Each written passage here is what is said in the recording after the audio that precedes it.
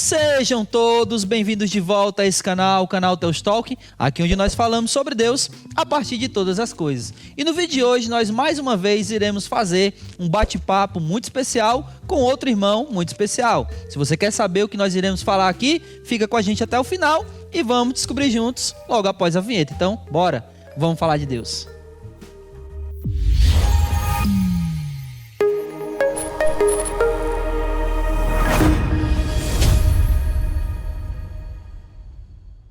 Então bora, vamos falar de Deus. Mas antes, deixa eu pedir a você para se inscrever no nosso canal, compartilhar, deixar o seu like. Deixa aqui embaixo o comentário do que você achou do vídeo. E comenta também, coloca aqui ideias para a gente fazer mais vídeo. Então, bora lá, vamos falar de Deus, vamos para esse nosso bate-papo. E antes da gente começar aqui, eu queria agradecer meu irmão Pinha, obrigado pelo convite, obrigado por você ter aceitado esse desafio, que eu sei que para você é algo novo, né? Mas eu vou falar para você a mesma coisa que eu falei para o Ivan. Esqueça a câmera. Aquela? Aquela. Aqui é uma conversa nossa, né? Faz de conta que ninguém está nos ouvindo, ninguém está nos vendo, e a gente vai bater um bate-papo aqui bem interessante. Mas obrigado. O entrevistado aqui é você. E para a gente começar, eu quero que você se apresente. Então, quem é Felipe Monteiro? Rapaz, pergunta difícil, né? Quem sou eu? Mas dados pessoais, assim, você já falou, sou o Felipe Monteiro, alguns chamam, né, de Pinha, esse apelido aí que ficou. Mas eu sou daqui, né, de Maracanaú, Pacatuba, sim. Mas hoje eu moro e me congrego na Igreja do Centro. Sou casado já desde 2011, já vai fazer 14 anos esse ano, com a Luciene, também conhecida como Tiene. A gente tem 3 filhos, né? Benjamin, Murilo e Adam, 9, 5 e 2, né? Quase 3, o Adam. E é isso, assim. Bom, vamos aprofundar um pouco mais, aliás, aprofundar não, levar um pouco mais para esse lado espiritual, né? Quanto tempo de fé? Eita, eu me batizei no ano de 2001. Então aí, eu nasci na igreja, né? A gente tem esse dizer, eu nasci na igreja. Sim. Então, eu não me lembro de um momento, né, que eu não tenha feito parte, né, da fé. Então, eu nasci na igreja. E aí eu tive alguns estudos, eu até lembrei ali do teu depoimento de conversão, né? Que foram 3 estudos. Sim. Eu também tive 3 estudos para me... Não que eu precisasse necessariamente assim dos 3 estudos nesse sentido, mas eu comecei a ter estudo muito novo. Né? Então, eu com 8 anos, eu pedi um estudo. Eu disse para minha mãe, eu quero um estudo. Eu quero um estudo. Aí minha mãe disse... Mas você só tem 8 anos, a gente não vai lhe batizar. Eu disse, mas eu quero um estudo. E aí, eu agradeço muito ao irmão Lima. Lima, que hoje se congrega ali no residencial, sim. Francisco Lima, que ele teve essa disposição de uma criança de 8 anos. Ele disse, eu vou dar um estudo. E eu me lembro que ele deu esse estudo com muita seriedade. Não era um estudo assim de... aqui uma criança pequena. Não, era um estudo com muita seriedade. Vou levar na brincadeira. Isso. Foi algo realmente bem sério. Foi algo sério que ele fez. E eu me lembro até hoje de algumas partes desse estudo, porque a minha pergunta que eu me lembro até hoje era por que eu me batizar naquelas águas do batistério? Qual era a diferença dela para qualquer outra água? Sim. E eu lembro que ele explicou isso, né, com muito cuidado, com muita paciência. E esse foi o meu primeiro estudo. Só que quando eu acabei o estudo, eu não podia me batizar. Porque era novo demais. Porque era muito novo. Mas quando eu acabei o estudo, eu queria já me batizar. E aí, eu ficava pulando de estudo em estudo. Onde tinha estudo, eu ia. Aí o Márcio Jander começou a dar um estudo para outras pessoas que eram mais velhas que eu. E eu ia atender o estudo daquelas pessoas. E aí eu tive lá o meu segundo estudo. Aí, quando acabou, também não pude me batizar naqueles estudos. E aí, ele começou um terceiro estudo depois. Eu acho que desistiu de mim. E aí, disseram, não, vou deixar se batizar. Mas é interessante porque, mesmo que você fosse muito novo, é engraçado que a memória de criança, ela perpetuou. Foi. né? Muitas coisas lá do estudo, como você falou aqui, você lembra até hoje, né? Lembro até hoje. Tem- Ele explicando lá o batismo. A questão do batismo e provavelmente outras coisas também. Sim. E não só... Eu sei que esse do Lima foi o que mais marcou, porque foi o primeiro, mas eu acredito que você ainda lembre dos outros também. Lembro dos outros, tanto com as pessoas, como também o Márcio ensinando. Até hoje lembro ele lá numa lousa, anotando umas passagens de Gálatas lá da gente. Porque realmente fica na memória aqui. É engraçado, né? As coisas que a gente aprende quando é criança não sai, né? Não. Fica realmente ali gravado, né? E Fica. a gente não só lembra, mas lembra com carinho, né? É. Muito carinho. Eu vou te fazer uma pergunta dentro dessa questão da conversão. E essa pergunta, ela tem razão de ser, porque um amigo meu uma vez me fez essa pergunta, inclusive você citou o meu vídeo lá que eu falei sobre minha conversão, né?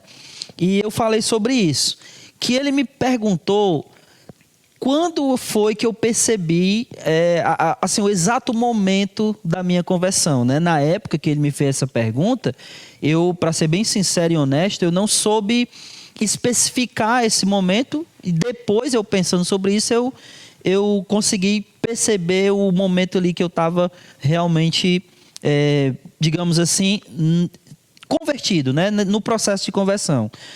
Porém, você disse que não lembra de um momento que você não tenha sido da igreja. Mas você conseguiria, assim, decifrar ou dizer quando foi esse momento de conversão? Essa é uma boa pergunta, porque eu digo que eu me batizei e eu me converti, né? Assim, são dois momentos. E eu até costumo dizer que, para algumas pessoas, esse momento acontece junto com o batismo. Sim. E para outras pessoas, esse momento ele acontece posterior. Eu não consigo dizer assim com palavras que foi um dia específico, mas eu me lembro de, depois de um tempo, eu senti no meu coração uma coisa de assim, eu encontrei aquele tesouro que está escondido naquele campo. E ali, pronto, agora a minha vida é aquilo. E quando isso aconteceu para mim, eu me senti convertido. Legal. E o que é interessante é que, mesmo a gente estando dentro da igreja tanto tempo, a gente precisa passar por isso, porque essa é uma dos desafios, né, de quem nasce na igreja, que é você sentir essa conversão. Porque pelo fato da gente não ter sido do mundo, propriamente dito, mas essa conversão, ela precisa chegar a gente também. Então, eu não consigo dizer assim, rapaz, esse momento aconteceu, mas eu sinto que ele foi um pouco gradual. Foi um pouco gradual, até um momento de eu sentir assim, se tirassem tudo de mim e me deixassem só Deus, eu estou satisfeito. Não que as outras coisas não sejam, né, importantes, mas esse sentimento, e o que é muito bom desse sentimento é que ele revitaliza todos os outros sentimentos. Então, muda a forma como você vê cada aspecto da sua vida, né? Foi o um amor processo, no caso, né? Um processo. Um processo, como uma subida de uma escada, né? É. E é interessante mesmo, porque isso que você falou, né? Tem até meio que um ditado que o pessoal diz que filho de crente não é crente, né? Então, o filho do cristão, ele precisa se converter também. Também. Né? A gente acha que os nossos filhos, eles vão se converter por osmose, né? É. E não vai ser dessa maneira. Ele precisa sentir essa conversão no coração. E é interessante porque nem todo mundo consegue discernir esse momento, né? Mas, como você falou, para alguns é instantâneo, para outros é um processo. É um processo gradual. E aí, já emendando aqui uma coisa na outra, né? Você falou sobre sempre ter sido... Ou seja, ter sido criado na igreja, né? Como é que foi essa tua criação na igreja? E não só no período de criança, mas também como jovem, porque você não somente foi uma criança da igreja, mas foi um jovem. E a gente sabe que o jovem tem muito desafio para o jovem cristão. Então, como foi essa sua criação, infância, juventude na igreja? Como eu te falei, eu sempre me lembro indo para a igreja, né? Assim, participando de cultos, né? Então, muitas das minhas memórias são na igreja. Eu não tenho, assim, memórias de em outros lugares, em interior. Porque a minha família, apesar da gente ser minha mãe ser do Iguatu, mas a gente foi muito pouco, né? A gente vai mais agora. Porque a Tiene também é do Iguatu, mas eu sempre lembrei da igreja, desses momentos na igreja, e eu lembro também de algumas perguntas interessantes. Eu perguntava para minha mãe se a igreja não ficava de férias, quando eu estava nas férias da escola, porque eu queria saber o quê? O culto não vai ficar de férias, não, porque a gente ficou de férias. Então a minha mãe, ela sempre fez questão, né, da gente tá participando dos cultos. Então ela meio que levava a gente querendo e também a força, né, quando era necessário a força, né, porque o meu pai, ele era da igreja e depois ele se afastou e agora retornou. Graças a Deus. Né? Graças a Deus. Mas a minha mãe, ela nunca abandonou, né, a fé, e ela sempre fez questão de levar, né, a gente junto com ela. Então, aquilo foi muito forte, né? Porque a gente desenvolveu laços. Então, é muito legal, por exemplo, a gente ter amigos que cresceram com a gente, são nossos amigos até hoje, como o Everton, né? Vocês depois vieram na parte que a gente era jovem. Então, quando a gente era jovem, assim, eu sinto que a gente foi parte de um período... A gente sempre acha que o nosso período foi o melhor, né? Então... Aí tem o pessoal que era jovem naquela época, eles vão dizer, não, meu período foi o melhor. Não, mas o meu período foi o melhor. Então, assim, mas a gente participou como jovem de um período muito ativo. Por quê? Eu costumo dizer isso porque a gente não tinha celular na época. Então, a gente, por natureza, era forçado a estar junto. Então, me lembro de muita vigília. Eu me lembro de muita programação de jovem. Eu lembro de tarde esportiva, retiro. E a gente fazia retiro aqui no Maracanã. Não tinha muito luxo ou coisas assim, não mas tinha recurso. Não tinha recurso. Então a gente fez retiro ali no 13 de maio, que foram retiros assim muito bons, que eu me lembro até hoje. Algumas programações, como eu até estava falando aqui antes, né, de a gente estar gravando aquela... Teve uma grande programação que foram vários dias, acho que foi no Carnaval, se não me engano, no Campestre, que foram vários dias. Teve gente que se machucou, saiu com o queixo quebrado, mas assim, são programações que marcam até hoje, né? Vigílias. Então foi muito bom, né? Esse período como jovem. Você falou desse período, né? E que os jovens eram bem ativos, né? Mas os jovens eram ativos também porque a gente tinha uma coordenação muito ativa. Tinha uma coordenação ativa. Né? A nossa coordenação, eu costumo dizer, a gente tinha uma equipe de coordenadores jovens muito trabalhadora. Era. Eu vou falar os caras, mas óbvio que não era só cara, né? Tinha as meninas também. Mas os caras eram muito trabalhador. Né? Você, por exemplo, você citou o retiro, que a gente fazia sem recurso.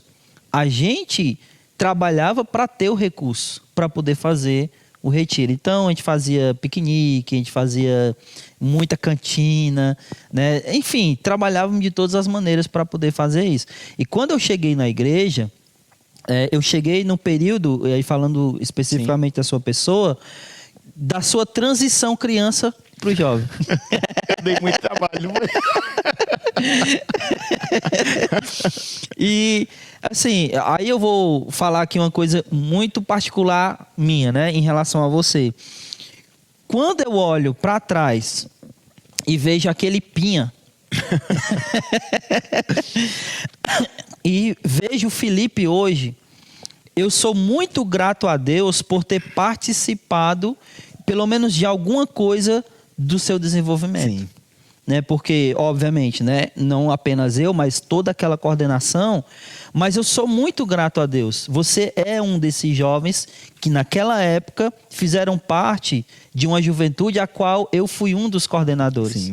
Então, eu me sinto parte dessa sua formação. E eu fico muito feliz com isso, né, de jovens como você e outros.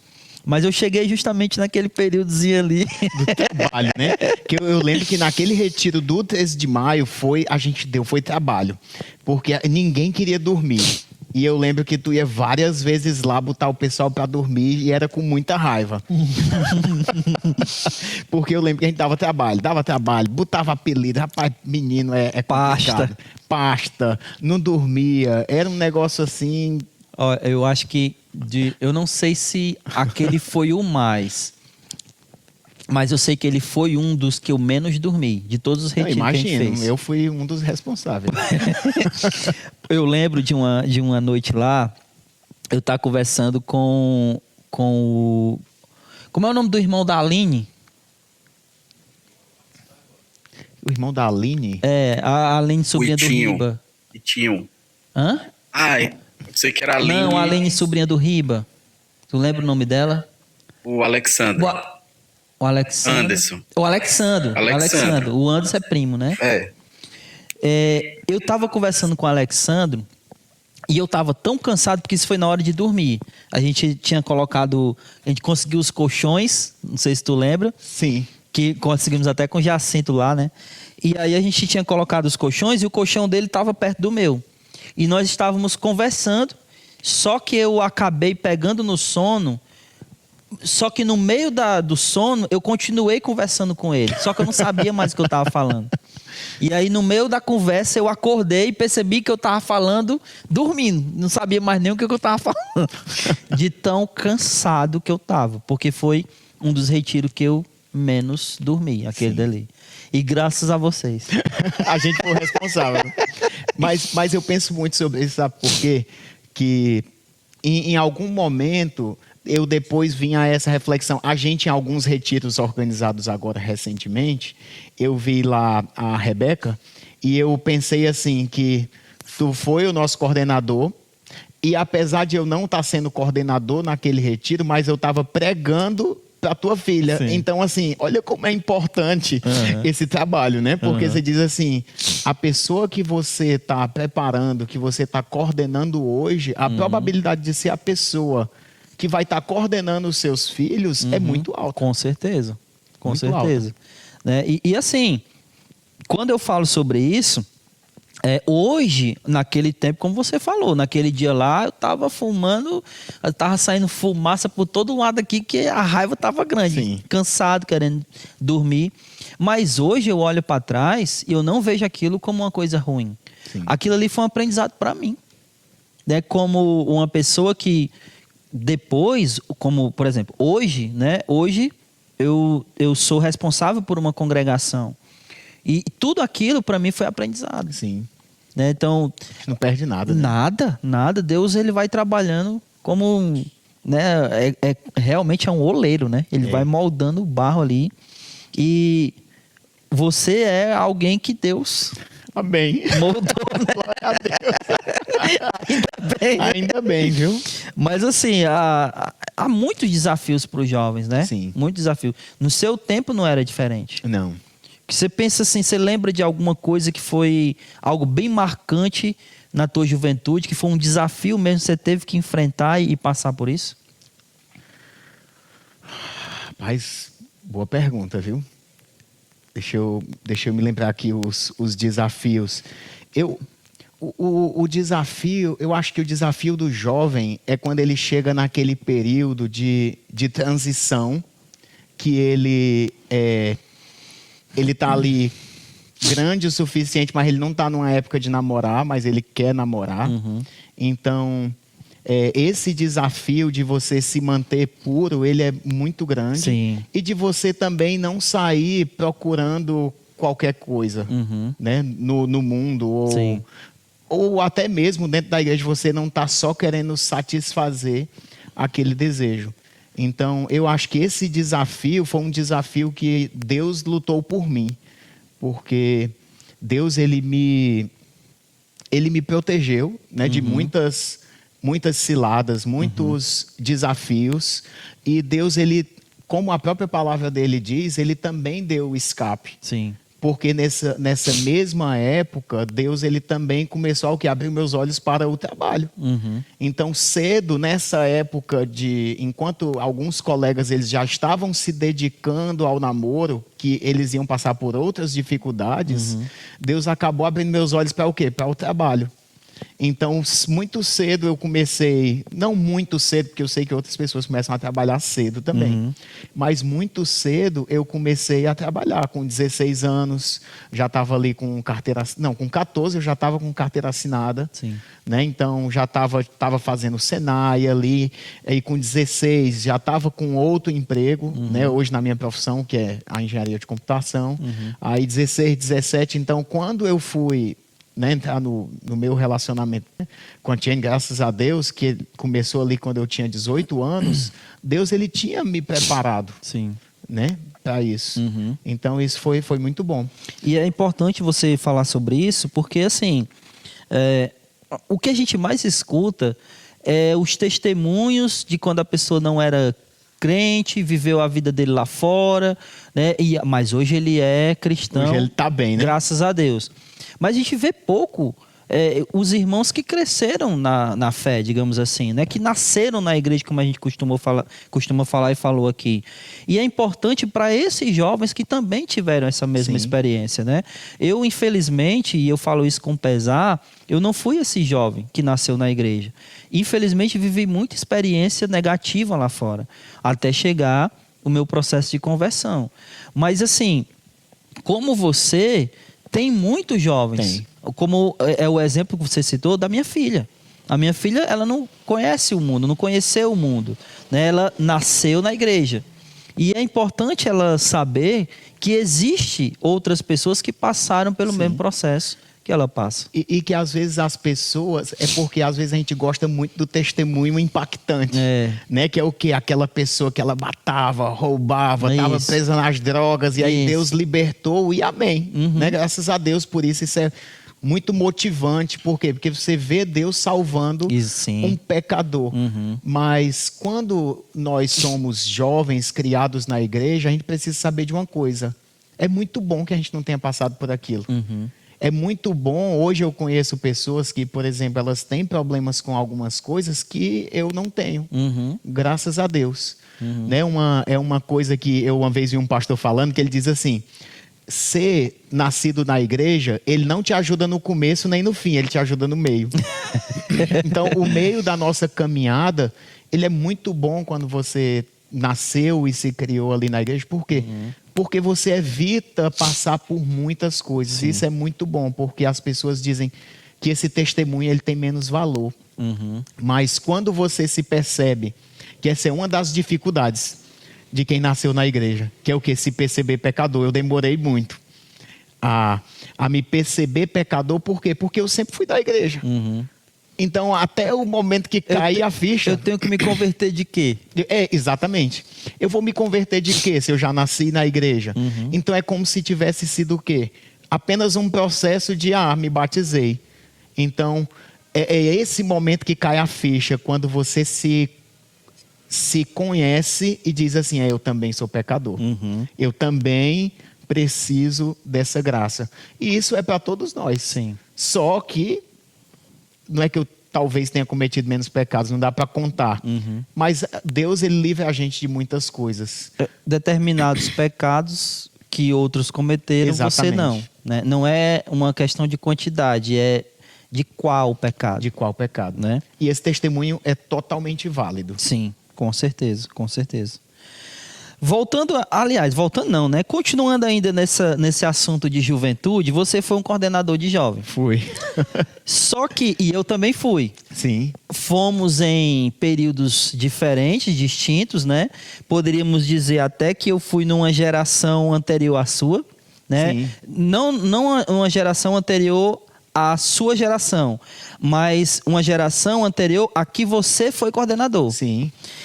Então, pensando nisso, né, eu tive você como uma das gerações que eu fui coordenador, a geração que você foi coordenador já é uma outra geração. Sim.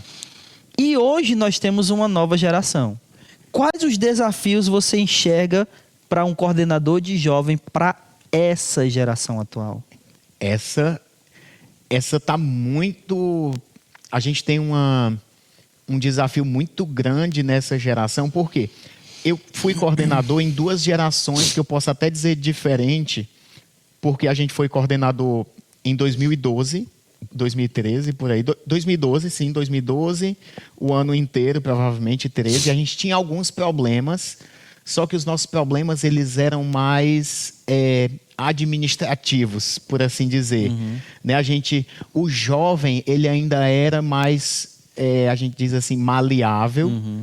Por quê? Porque a gente ainda estava começando o advento do celular. Sim. Né? A gente consegue marcar ali, os estudiosos eles marcam 2010 para frente como um boom muito grande. Então a gente ainda estava pegando. Então fui coordenador nessa época. Sim. Os desafios eram administrativos. Depois a gente foi coordenador em outra época, se eu não me engano, ali pelo ano de 2018. Então a gente já pegou o quente ali do celular, coisa esquentando, que os desafios eram redes sociais, que eles já estavam assim, comportamentos em redes sociais que eram difíceis da gente conseguir lidar com aquilo, mas agora os jovens eles têm passado por problemas emocionais muito fortes. O emocional do jovem ele está muito debilitado, Fragmentado. ele está fragmentado. Porque por causa das redes sociais, que a gente não percebe, as meninas tiveram um aumento de ansiedade, depressão muito alto. Né? Isso aí você consegue ver, não dá para desver esses números. E nem desvincular com a questão da rede social. Não dá para desvincular. Tem um livro que não é cristão, mas é de pesquisa, que é o Geração Ansiosa, que o autor ele consegue identificar bem. Né, de 2010 até o ano de 2020, se eu não me engano, que ele está ali fazendo o livro, o aumento de número das meninas com problemas de depressão e ansiedade foi um aumento de 160%. Considerável. É altíssimo, é muito alto. Então isso recai no jovem. E o dos meninos, os meninos eles já não estão tendo esse problema da depressão e da ansiedade como as meninas nesse nível, mas eles estão passando por um problema, se não me engano, que a gente até chama de anomia, que é o quê? Essa coisa de a minha vida ela já não tem mais tanto sentido. Então tudo isso está na coordenação de jovens. Por quê? Porque querendo ou não, a gente vai ter uns exemplares, né, disso dentro da igreja que a gente precisa tratar. Né? Precisa tratar isso com a palavra de Deus, né? Buscando essa restauração. Então, a gente tem esse desafio, só que assim, esse não é o único desafio. Por quê? Porque dentro disso tudo, a gente tem o quê? O desafio da verdade. A verdade, ela tem sido o quê? Relativizada. Sim. Então, o fato da verdade ela ter sido relativizada, ficou muito complicado você defender uma verdade. Ou defender a verdade. Por quê? Porque a gente tem se acostumado cada vez mais com o quê? Cada um tem sua verdade. Sim. Cada um tem o seu modo de viver. Então, se cada um tem o seu modo de viver, talvez o meu modo não seja tão errado assim. Talvez esse seja quem eu sou. Né? Então, a gente tem essa atividade do jovem mais voltada para cada um tem sua verdade. A gente tem muita essa relativização de tudo. Isso é um desafio muito grande. Sim. Como é que a gente lida com isso? É claro que não tem outra forma a não ser com o evangelho. Sim, sim. Mas é um desafio que a gente precisa abrir os nossos olhos, porque não dá para ficar batendo sem a gente conseguir ver a cultura. Porque senão você não chega no coração do jovem. Você não chega no coração do jovem de dizer assim, Jesus, ele é o seu salvador. Aí a pessoa diz assim, sim, mas nenhum menino olha para mim. E daí, né? E daí? Nas redes sociais eu não sou nada. Sim. No meu jogo eu não sou ninguém. Não, legal, eu entendo que Jesus é tudo para mim, mas... Você me fez refletir agora uma coisa que eu não tinha pensado sobre isso ainda, mas a gente tem falando sobre coordenação, né? A minha geração de coordenador, ela precisava refrear os impulsos digamos assim, os impulsos vitais dos jovens. Sim. Os jovens, eles tinham muita vitalidade e a gente precisava refrear. Parece que a coordenação de hoje, ela precisa revitalizar isso. Sim.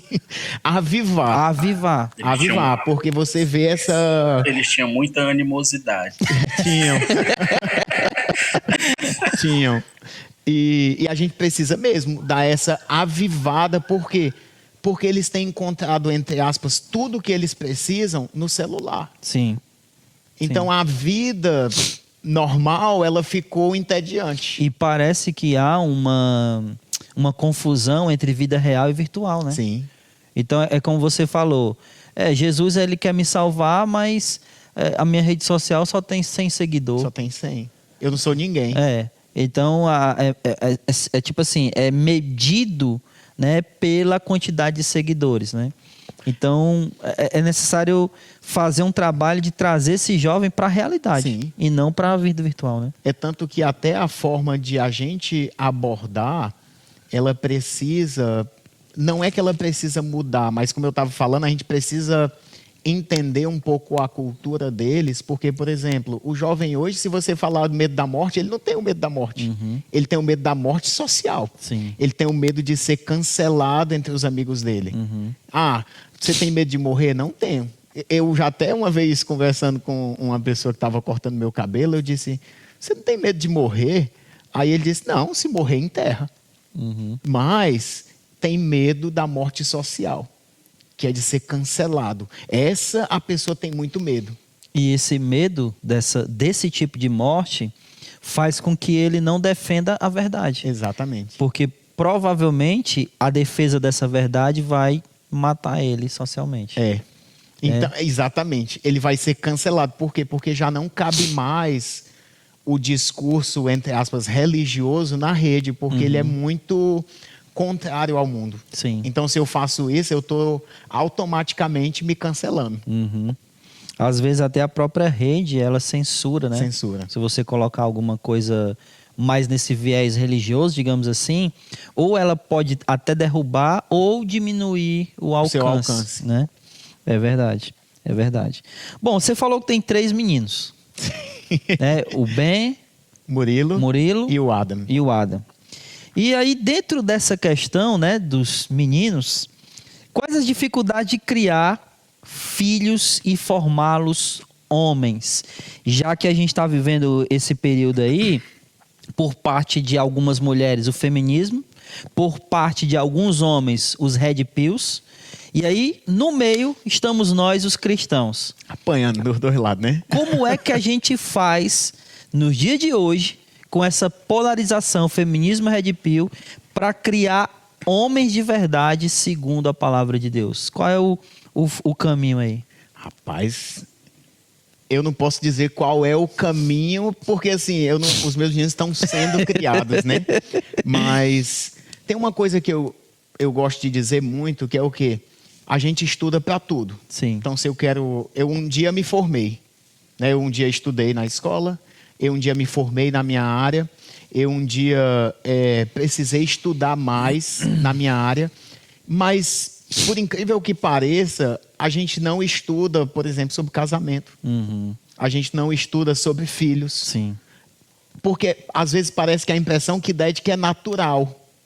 Não, naturalmente eu vou criar aqueles filhos. Naturalmente o meu casamento ele vai ser flores. E aí vem uma decepção muito grande, né, das pessoas. E sobre filhos especificamente, não tem como a gente fugir da palavra. Sim. Não tem. Por quê? Porque se a gente foge da palavra, a gente pode até ser bons pais em relação ao mundo. Sim. Mas a gente não está sendo bons pais aos olhos de Deus. E nem para os nossos filhos. E nem para os nossos filhos. Sim. Por quê? Uma vez eu pregando num chá de bebê, eu disse, qual é a coisa mais importante que a gente pode dar para os nossos filhos? Não é plano de saúde, não é uma escola boa. Sim. Se a gente puder dar isso, a gente dê. Que não vá toda a nossa vida nisso. Sim. Mas o que eles mais precisam é de Deus. Sim. Então, a gente precisa abrir os nossos olhos para isso, porque a única coisa que vai criar filhos, bons filhos homens, é isso, é entender que eles nasceram homens, então eles têm um chamado de homens. A gente vê ali a Bíblia claramente delineando papéis de homens e mulheres, então se a gente não tiver cuidado com a cultura do mundo ela vai engolir a gente, porque enquanto a gente fica calado, a cultura do mundo não fica calada. Se a gente não criar, nossos filhos vão criar por nós. Eles né? vão criar por nós. Então, o primeiro passo que eu acredito é o quê? A palavra precisa liderar a criação dos nossos filhos. Liderar de verdade. Por quê? Porque senão a gente pode cair e ficar refém do mundo. Por exemplo, hoje a gente tem um problema grande que é o quê? Pais ausentes.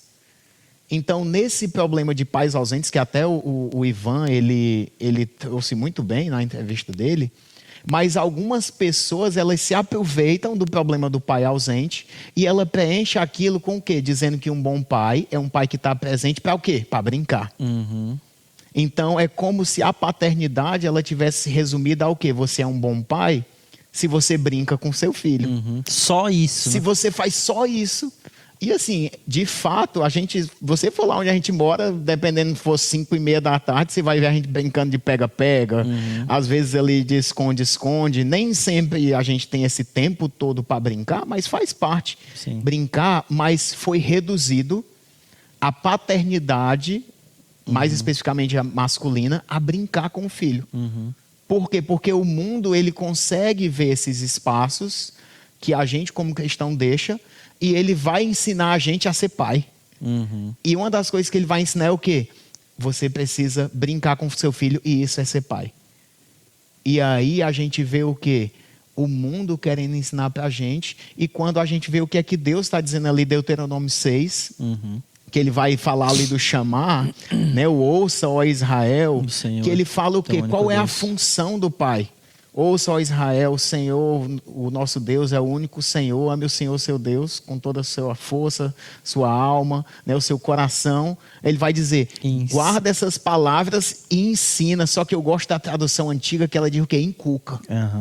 Aí ele diz o quê? Inculca. Quando você estiver andando, fala. Quando você estiver deitado, fala. Quando você estiver sentado, fala. Quando for dormir, fala. Ao pé da porta. Aí ele diz o quê? Amarra no braço. Amarra no braço. Coloca na testa. Então, o que é que ele está dizendo que é a função do pai? É colocar no coração do filho. Sim. Não que a gente tenha o poder, porque a própria palavra diz que é Deus quem escreve a sua lei na tábua do nosso coração. Mas Deus também coloca essa responsabilidade para a gente. Exatamente. Então, a responsabilidade do pai, a maior responsabilidade do pai, que a Bíblia está dizendo para a gente é o quê? Inculcar no coração. Inculcar. E esse é um serviço de o quê? Que a gente vê Deus falando que é um serviço ativo, não é um serviço passivo de eu estou falando. Se ele quiser, depois se ele quiser ele aceita. Sim. É verdade? Depois se o filho ele sair, mas se você for perceber... Mas não por causa dessa passividade. Não por causa da passividade. Sim. Mas a gente precisa entender que a gente tem que inculcar. E esse inculcar tem a ver com insistência. Tem a ver com a gente insistir. Insistir e insistir. Ensinar o quê? A palavra de Deus. Sim. Porque isso vai proteger eles. Você falou da questão... hoje para o mundo, né? Ser um bom pai seria brincar. E é engraçado que até a questão da disciplina, se você exerce a disciplina sobre seu filho, você é visto como um mau pai. Exatamente. Porque disciplinou o filho. Isso. Porque justamente aquilo que a gente estava falando, que é o quê? Enquanto a gente deixa espaços que a Bíblia preenche, vem outra pessoa e ele vai lhe ensinar a ser pai. E a gente deveria achar isso incoerente. Sim. Que um descrente, que uma pessoa que a gente chama do mundo, me ensine a ser pai. Que não tem os padrões morais de Deus. Exatamente, que era para a gente achar isso inadmissível. Exatamente. Era para a gente estar dando aula de como ser pai, de acordo com a palavra. E não estar recebendo aula, né, do descrente. Eu acho que isso a gente precisa se atentar. Você falou uma coisa importante, né, que a gente não estuda para isso, né? Deveria, mas não estuda, que deveria ser algo natural. E antes era natural. O grande problema é que a gente está vivendo uma geração disfuncional de tudo. Sim. Que elas estão crescendo sem a figura paterna para se referenciar. Exatamente. Então, quando elas crescem, elas também não sabem como ser pai. como ser homem. Como ser homem. Porque eu acho que aí onde entra, por exemplo, a segunda parte da pergunta, que é o quê? Como é que a gente ajuda os nossos filhos nesse mundo que ele está polarizado entre feminismo e o Red Pill, que são ali os... Não são os machistas, mas eles... Eu acho que eu posso chamar eles de os ultramachistas, né? Que é o pessoal que conseguiu o inconseguível, ultrapassar o machismo. Que é o quê? A gente precisa começar, eu acho que o primeiro passo para a gente conseguir andar nessa polarização é conseguir identificar onde é que elas estão. Sim. Onde é que elas estão se mostrando. Porque, por exemplo, o feminismo, apesar de toda a sua... Você não pode desconsiderar como ele começou, né? Que ele começou ali por direitos, né, das mulheres, de elas terem o direito de voto, o direito de trabalho. E isso não era para a gente se espantar, porque a Bíblia... né? De estudar. Porque a Bíblia garante o direito feminino. Paulo, ele é um dos grandes defensores do direito feminino. Muito embora é visto como um machista. Muito embora é visto como um machista, até pelo texto de Gálatas. Né? Gálatas 3:26 é um texto que Paulo é chamado de machista. Por quê? Porque ele diz, todos vocês são filhos, né? Filhos no masculino. E as pessoas não entendem que ali Paulo está, na verdade, dizendo, vocês mulheres têm o direito de filho homem, que é o direito de ter herança. Sim. Então a Bíblia, ela lida muito bem com isso, de dizer o quê? Eu não sou machista, eu quero o direito das mulheres. Mas ele quer o quê? Direito de igualdade de valor. Não o direito de serem iguais, até porque papéis, de serem iguais de papéis, né, que eu quero falar. Sim. Que os papéis são diferentes, e é só nos papéis.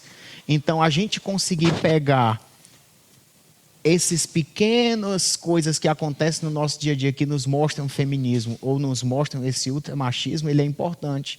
Por exemplo, em filmes. A gente pensa que não, mas os filmes, eles, de certa forma, doutrinam o nosso pensamento. Sim. Né? Então, hoje, o que é que a gente percebe? A gente percebe que os filmes, eles estão cada vez mais feministas. Sim. Entendendo o feminismo nessa causa de querer diminuir o homem e colocar a mulher numa posição elevada. Até eliminar o homem. Eliminar, exatamente. Não é só uma questão de diminuir, é eliminar. Eliminar. Então, você consegue ver isso. E o ultramachismo, ele vem o quê? Querendo reafirmar uma masculinidade, só que ele está querendo o quê? Destruir a mulher, ele quer diminuir ela. Então, os dois, eles estão querendo se degladiar. E a gente não pode, como cristão, estar nem de um lado, nem do outro. Eu gostei muito do que tu falou. Tem o feminismo, os red pill e os cristãos. Isso é uma forma muito boa de se ver. Porque a gente não é para estar em nenhum dos dois. A gente é para estar o quê? Defendendo o que a palavra diz. Sim. É para a gente estar o quê? Buscando o que a palavra diz. Porque isso é a única coisa que vai fazer bem para a gente. Eu sou uma pessoa que sou bem contrário ao feminismo. Vocês sabem, a gente conversa bastante sobre isso. Mas esse movimento Red Pill, ele é perigoso porque eu já conversei com jovens que não estão querendo casar. Sim. Porque eu até conversei com a minha esposa esses dias sobre isso. A maneira como o Red Pill pinta a figura da mulher não é uma mulher, é um demônio. Sim. O problema com isso é que ele, do mesmo jeito que o feminismo, ele pega um homem ruim, mau, e atribui esse homem mau a todos os homens, Sim. O movimento Red Pill pega uma mulher ruim e atribui essa mulher ruim a todas as mulheres. Como se não existisse mais nenhuma mulher nesse mundo que prestasse. Então, isso é muito danoso, né? É realmente muito maléfico, porque vai causar na mente dos jovens essa coisa de, realmente, se as mulheres são assim, por que eu vou querer me casar? Exatamente. Por que eu vou querer fazer o plano de Deus, que é constituir uma família? Por que eu vou querer ter filhos com essas mulheres que são todas um demônio? Então, o movimento Red Pill incute isso na cabeça dos jovens. É muito perigoso. É muito perigoso e, assim, isso leva a gente a pensar o quê? Quem a gente está ouvindo. Exatamente. Por quê? Porque a gente não percebe, mas a cultura, ela vem aos poucos E uma coisa que eu até falei no retiro, nada vem assim tão descaradamente. Às vezes é muito descarado, mas no geral as coisas elas são sutis. Sim. Então você tem aqui o quê? Às vezes os homens ensinando outros homens essa cultura red pill de o quê? Você tem que construir sua vida. Você tem que precisar de um patrimônio. Sim. Você precisa disso. Para você casar, quando vê a pessoa vai casar ali, ela já gastou a vida dela todinha Sim. construindo alguma coisa. E uma vez eu estava até conversando com uma pessoa e a gente conversando nesse assunto, ela dizendo, não, preciso construir, eu preciso isso e aquilo. Eu disse, a gente precisa tomar cuidado com essa ideia, por quê? Porque se você construir tudo só, para que tu vai casar? Exatamente. Quando tu for casar, que tu tiver tua casa, tu tiver teu carro, tu vai olhar e vai dizer o que ali? Não precisa. Não preciso de você, eu construí tudo só. Exatamente. Então, querendo, é disso que eu estou falando. Essa sutileza dos movimentos, elas vêm. Elas vêm e elas vão entrando na gente, elas vão entrando através da rede social, através de filme, através de conteúdos que a gente vai consumindo sem perceber. Achando normal. Por quê? Porque a ideia deles fazerem esse conteúdo é que a gente compre a ideia. Exatamente. A gente diz, é verdade, olha ali, como aquele homem ele era um bobão. Olha ali, como aquela mulher era mal, era melhor mesmo ele ter ficado só. Sim. Então, aquilo vai sendo construído. E é muito inocente da gente achar que a gente não é moldado Exatamente. por É essas verdade. coisas. É verdade. É uma inocência muito grande. E é como a gente está falando aqui, né? Acaba que se você aderir um lado ou outro, você vai estar aderindo, seja o Red Pill, seja o feminismo, você vai aderir a movimentos que é contrário ao ensinamento de Deus, né? Deus. No seu caso, você tem 3 meninos, né? O meu mais velho já é um homem, já tem 26, mas eu tenho 2 meninas. E eu tento, o máximo, proteger elas desse movimento feminista. Sim. Que é muito fácil incutir na cabeça das meninas, principalmente as mais jovens, de que elas são menosprezadas, que elas não têm direito. É engraçado porque você falar a gente falando do movimento feminista, você pergunta para ela qual o direito que a mulher tem que o homem tem que a mulher não tem. Elas não sabem responder, porque não existe. Então, o movimento feminista é um movimento de diminuição do homem e não de direitos iguais, né? Elas querem, o movimento feminista querem privilégio. Então, a gente precisa, porque senão, né, a gente falando sobre construir, que os meninos hoje têm isso, né? Construir patrimônio primeiro para depois. Mas eu lembro, olhando para o meu pai e até para mim mesmo, eu lembro que o pai sempre fala, quando que ele casou com a mãe, ele tinha uma rede. Quando eu casei com a Adriana, a gente só tinha algumas coisas, por exemplo, uma cama, um guarda-roupa, Sim. que a gente tinha comprado, um fogão que ela comprou com o dinheiro que ela tinha guardado, e esse fogão a gente emprestou, porque enquanto a gente casava, né, a gente era noiva, aí ela emprestou esse fogão, emprestou assim, deu para depois, quando a gente fosse casar, a pessoa comprar o nosso, né? Então a gente tinha pouquíssimas coisas, a gente não tinha casa. Pois é. Então hoje os jovens precisam entender que uma vida se constrói junto. Exatamente. Né? Tanto o homem quanto a mulher. Mas o que a gente tem visto é o movimento feminino e as mulheres não precisam dos homens, o movimento Red Pill dizer que os homens não precisam das mulheres. E ambos aí fazendo o quê? Querendo ou não, descumprindo a lei de Deus. Porque Sim. você vê ali uma pessoa que... É muito difícil que a pessoa ela não passe pelo 1 Coríntios 7, que diz o que ali? Se você está se abrasando, né? Se você tem esses impulsos sexuais, o que é que Deus diz? Se case. E a gente fica postergando, as pessoas postergam e depois não sabem por que estão caindo em alguns pecados. Por quê? Porque a gente está sendo ali, entre aspas, contrário à lei de Deus, ou rebelde à lei de Deus, e a gente não quer a consequência de ser dessa rebeldia, né? Então, quando a gente casou também, a gente não tinha nada, a gente morava de aluguel, a gente tinha uma rede na sala, a gente não tinha TV, meu pai depois deu uma TV pra gente de 14 polegadas, aí depois de tubo, ainda era de tubo, depois alguém, não lembro quem, deu um DVD pra gente na nossa... a nossa diversão era ir alugar filme. Rapaz, o mundo muda rápido. A nossa diversão na sexta era sair para alugar um filme depois que já tinha alguém dado esse DVD pra gente, né? E alugar esse filme para assistir na sexta, mas não tinha nada na sala. Eu lembro que uma vez, não sei se o Davi vai assistir isso aqui, mas a minha tia, ela tinha 2 cadeiras. Ela disse: tio, o que a senhora vai fazer com essas cadeiras? Ela disse: não vou fazer nada. Disse: pois deixa eu levar lá para casa. As bichas eram duras. Aí o Davi foi visitar a gente lá na nossa casa, aí ficou nós 2 sentados na rede e o Davi sentado nessa cadeira. Mas era uma cadeira tão dura que ele ficava assim, aí o povo se mexia de um lado para o outro e a gente percebia, né, o desconforto dele, mas o Davi é um gentleman, né? E você vê ali que estava tudo bem na construção. E ele falou isso pra gente, né? Na época da construção, que a gente estava construindo. Deu alguns outros conselhos pra gente, mas é aquilo mesmo. E o casal, ele vai construindo. Esses dias eu conversando com a minha esposa, mas também conversando para minha filha mais velha ouvir, né? Porque isso, os jovens passam muito sobre isso, né? Por exemplo, a menina, ela tá na casa dos pais, ela tem o quarto, ela tem tudo que ela precisa, ela tem uma televisão, ela tem tudo. Aí ela casa, não tem nada. Aí ela se desespera, o rapaz também se desespera, quando na verdade é uma construção.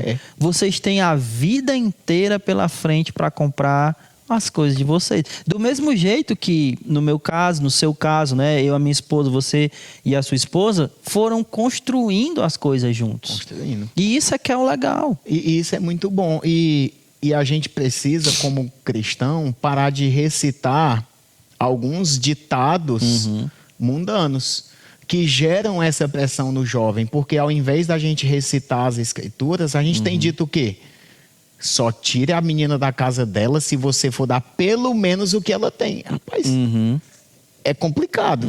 Por quê? Porque você está colocando peso num jovem de, por exemplo, tu tem o quê? Já 20 anos aí de casados, né? Quase por aí. Então, o que é que você está querendo o quê? Uma pessoa que construiu durante quase 20 anos. Exato. Aí você quer comparar a pessoa exatamente. que vai entrar que tá começando a vida dela. Exatamente. Então, a gente recita alguns ditados que são o quê? Malignos contra o jovem. Sim. Eles são danosos, que diz o quê? Não, é melhor não casar. Por quê? Porque eu não tenho aquela experiência de quase 20 anos de casado. Porque não é 20 anos só de casado, é 20 anos de construção. Exato. Quanto tempo a gente levou para ter o que a gente tem? Exatamente. Né? E aí você dizer, não, você tem que ter o que eu tenho hoje para poder casar. É desleal. É desleal. Chega a ser desleal. É desleal. Eu queria sair um pouco dessa questão de filhos e tudo mais. E aí eu quero me voltar mais para a questão da igreja. A gente já falou sobre os desafios, né, de ser um jovem na igreja e tudo mais, de criar filhos. Demoramos muito nessa questão, mas foi bom. Eu queria saber, na sua visão, assim, quais os desafios da igreja atual? Sim. E aí tu já emenda aí... Certo. Os desafios da igreja e os desafios para o evangelismo atualmente. Sim, perfeito. São 2 perguntas assim muito coerentes, assim, bem ligadas, né? Eu acho que o maior desafio da igreja hoje é a gente construir leitores e amantes da palavra, pessoas que amam a palavra de Deus. Aquela pessoa lá do Salmo 119 que diz: como eu amo a tua lei. Sim. Eu medito nela todo o dia. Não é todo dia, é todo o dia. O dia todo. O dia todo. Então, eu acho que o nosso maior desafio é construir na gente, primeiro, e também a nossa igreja ser constituída dessas pessoas. Porque é até uma meditação que é importante a gente fazer, porque quando você olha ali para os Salmos, que a gente até uma vez conversou sobre isso, que é o quê? Aquelas pessoas, elas estão há 1000 anos antes de Jesus, né? Se elas talvez não 700 anos por aí, porque é após Davi, alguns após Davi, outros na mesma época de Davi. Então, pelo menos 1000 anos ali antes de Jesus. E eles já passaram a parte do deserto, já passaram o Egito, já passaram os milagres. Eles já não têm mais aquele, entre aspas, poder sobrenatural a não ser as batalhas que eles venciam. E o que eles tinham era a palavra. E você vê o amor deles por Deus, você vê o amor deles pela comunidade, pela assembleia, pelo que eles tinham naquela época, o templo. E a única solução que você vê para aquilo é o quê? Eles amavam a palavra. Eles amavam o que eles tinham escrito naquele tempo. Era a única coisa que eles tinham, além da comunidade em si. Então, a gente construir esses leitores da palavra eu acho que é o desafio maior da igreja hoje, porque a gente é o que é acostumado a, não, se eu ler um versículo, eu estou bem. Se eu ler ali um versículo por semana, eu já estou alimentado, eu medito, amém. Você pode ler um versículo, se esse é o que o seu tempo, né, lhe permite, amém. Seria melhor se você conseguisse ler um pouco mais, né? Mas se você conseguir ir crescendo um pouco a quantidade que você vai estar lendo, porque se a gente for comparar isso com comida, a gente não faz isso. Não, hoje eu comi um ovinho pela manhã e eu já estou satisfeito. Não, a gente quer almoçar, a gente quer merendar, a gente quer jantar. Tem gente que janta depois da janta, né? Tem gente que almoça 2 vezes. Por quê? Porque o nosso corpo precisa daquilo. E o desafio da igreja é entender a necessidade daquilo. A necessidade da palavra para o crescimento espiritual. Você falou do Davi e do Davi, o rei Davi, né? Sim. Não do nosso irmão Davi. Sim. Você falou sobre a questão dos salmos, das batalhas e tudo mais, né?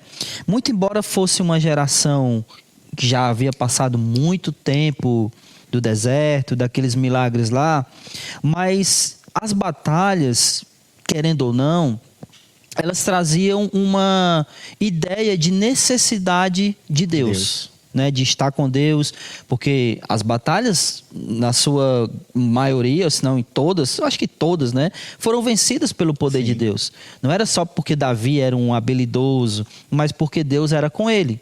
Tanto é que ele sempre orava antes da batalha, e Deus diz, eu vou entregar em tuas mãos, e assim... E ele só entrava em batalha que ele sabia que Deus ia Deus havia exatamente dado para ele nas mãos, né? E aí eu lembrei, se eu não me engano é Lutero, que diz o seguinte, né? Que antigamente a igreja dizia, não tenho ouro nem prata, mas o que eu tenho eu te dou, em nome de Jesus levanta e anda, que é o que Pedro faz lá com o aleijado na escadaria lá, né? E aí Lutero dizia que a igreja não podia mais dizer não tenho ouro nem prata. Porque ela tinha muito. Porque ela tinha muito, mas ela também não poderia dizer levanta e anda. Exatamente. Então, o que talvez, usando todas essas coisas que eu falei como exemplo, o que talvez nos falte hoje é que a igreja ela não tem mais a ideia de que ela só precisa de Deus e ela só tem Deus. Ela tem tantas outras coisas que é como se Deus fosse apenas um acessório que ela pode tirar e colocar. Sim. Não é? Sim. E aí quando você tem Deus nesse sentido, você acaba perdendo um pouco da ideia e do pensamento de que você precisa de Deus e da palavra dele o tempo todo. Isso aí se reflete, Anderson, num desafio da igreja que é o quê? Hoje a gente luta muito com um sincretismo.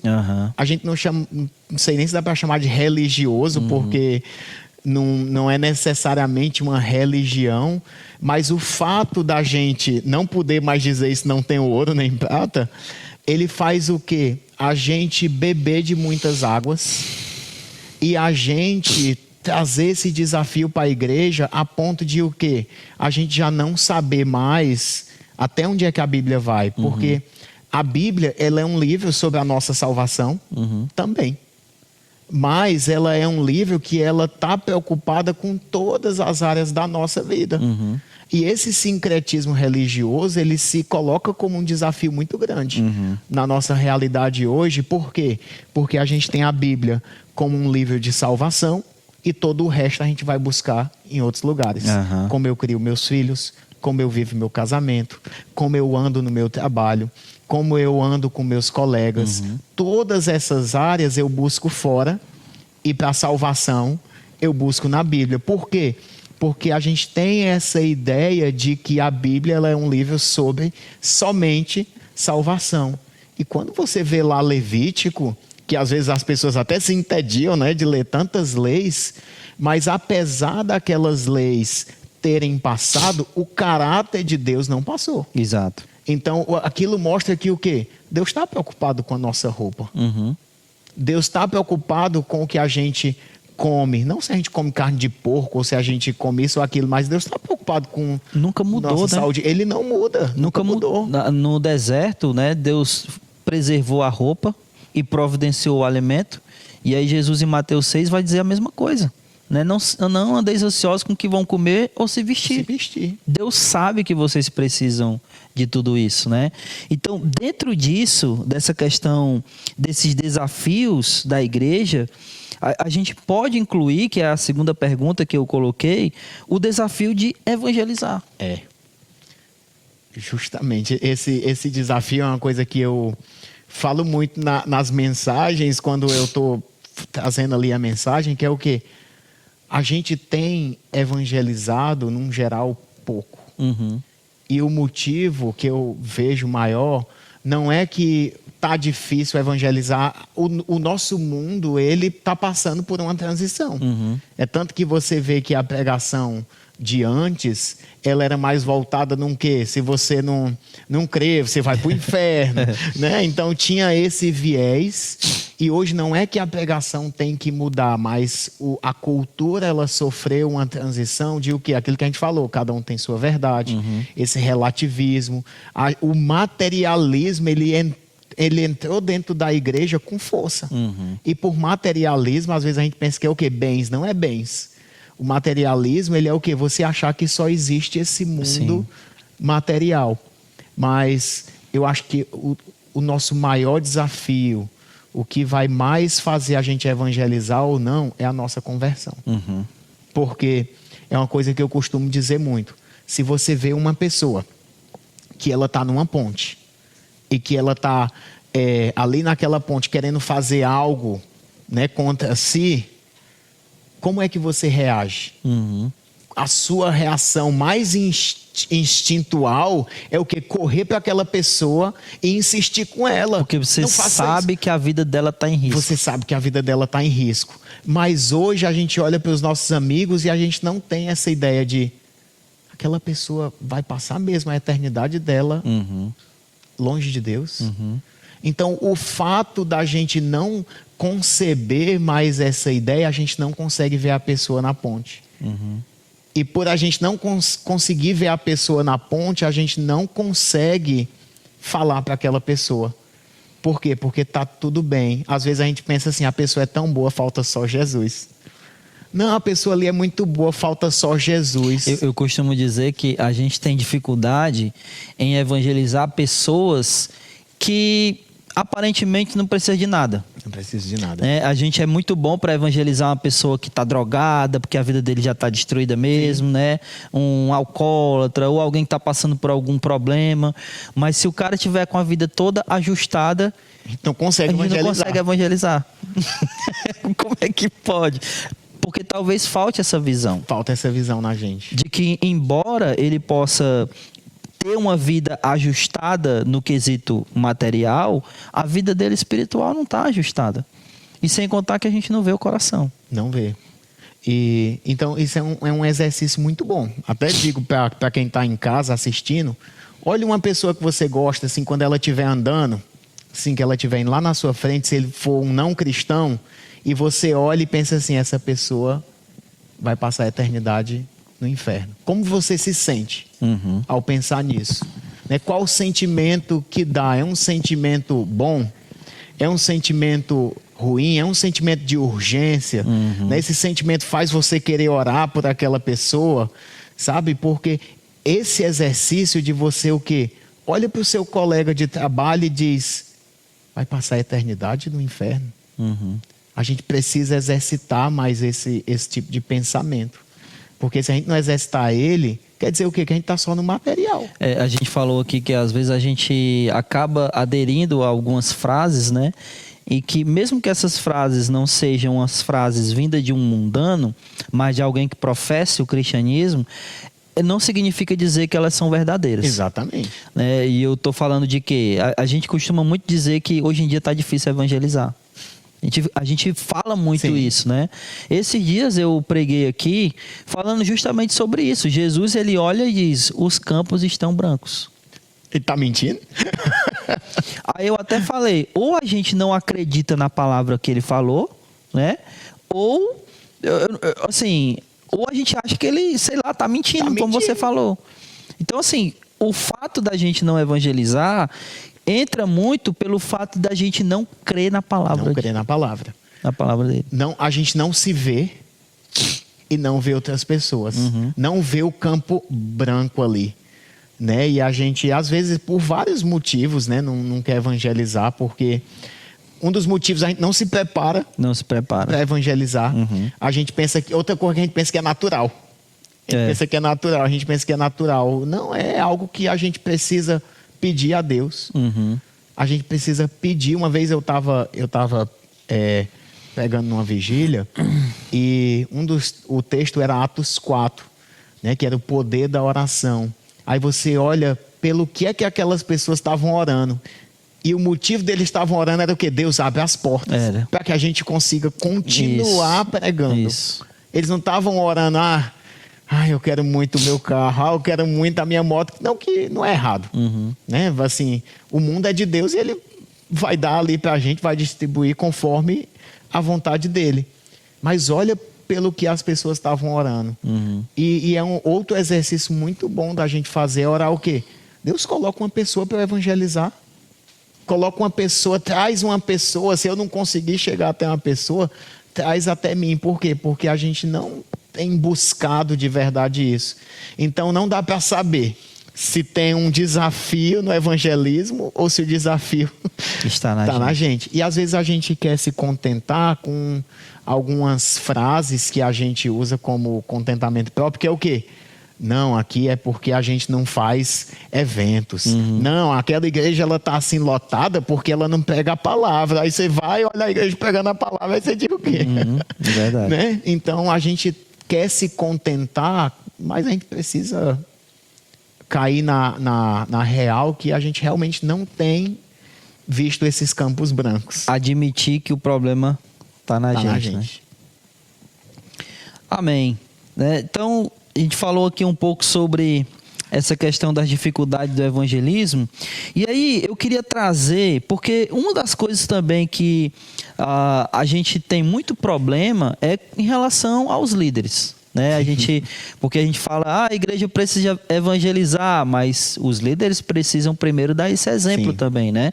De evangelismo. Então, nessa situação de termos bons líderes, e a gente sabe que o nosso meio, Igreja de Cristo, tem muita dificuldade de estabelecer presbíteros, pastores, né? Então, assim, na tua opinião, qual é a maior dificuldade que nós, igreja, no Ceará, temos nessa instituição de presbíteros? Por muito tempo, eu acredito que uma frase ela ficou famosa no nosso meio e que ela impediu, de certa forma, que a gente tivesse mais presbíteros sendo levantados, que depois quebrou, que foi o quê? Meu pastor é Jesus. Eu lembro muito de ouvir essa frase, que é o quê? Que é uma... Eu entendo de onde vem ela. Ela vem do quê? Do combate daquele pastor que ele possui uma igreja. Né? Então, você é de qual igreja? Igreja tal. É do pastor fulano de tal? Não, é do pastor tal. Então, querendo meio que fugir desse meio, eu acredito que a gente se protegeu com o meu pastor é Jesus. A gente não tem pastor. Então, isso gerou um problema com a figura do pastor. Então, eu acredito que muitos cristãos da nossa congregação, a gente tem problemas com a figura do pastor. Então, isso já é um bloqueio. Porque a pessoa ela não quer ser chamada de pastor, ela não quer aquele ministério para ela.